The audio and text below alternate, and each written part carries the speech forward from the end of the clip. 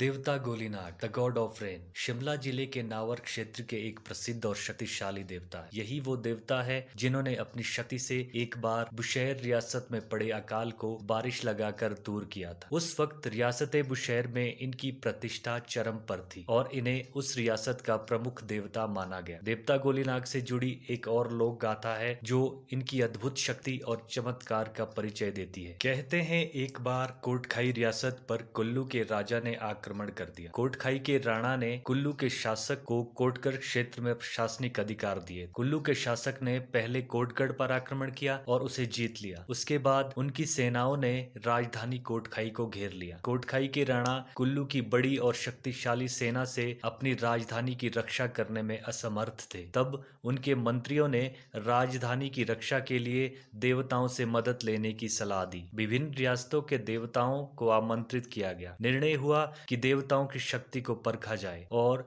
उसके लिए एक कसौटी रखी गई कि जो देवता के माली अर्थात वो इंसान जो देवता का प्रतिनिधि होता है आधा मण अर्थात 20 किलो जौ के आटे की बनी रोटी को खाने में सक्षम होगा उसे सबसे शक्तिशाली देवता घोषित कर दिया जाएगा। आप समझ सकते हैं 20 किलो जौ के आटे की रोटी खाना एक सामान्य इंसान के लिए संभव नहीं होता। ऐसा कारनामा सिर्फ एक देव शक्ति की सहायता से ही हो सकता है। सभी देवताओं में देवता गोलीनाग जी के प्रतिनिधि ही ऐसा करने में सफल रहे और उन्हें सबसे शक्तिशाली देवता घोषित कर दिया गया। देवता साहेब गोलीनाग की शक्ति का परिचय पाने के बाद राणा साहेब ने उनसे प्रार्थना की कि हे देव शक्ति आप मेरी और मेरी प्रजा की रक्षा करें। कहते हैं उसके तुरंत बाद कुल्लू की सेना के शिविर पर अचानक काले बादल छा गए और मूसलाधार वर्षा होने लगी। आसमानी बिजली ने उनके गोला बारूद पर प्रहार किया और सब कुछ नष्ट हो गया। कई लोगों ने भागने की भी कोशिश की पर बादल फटने से अचानक आई बाढ़ में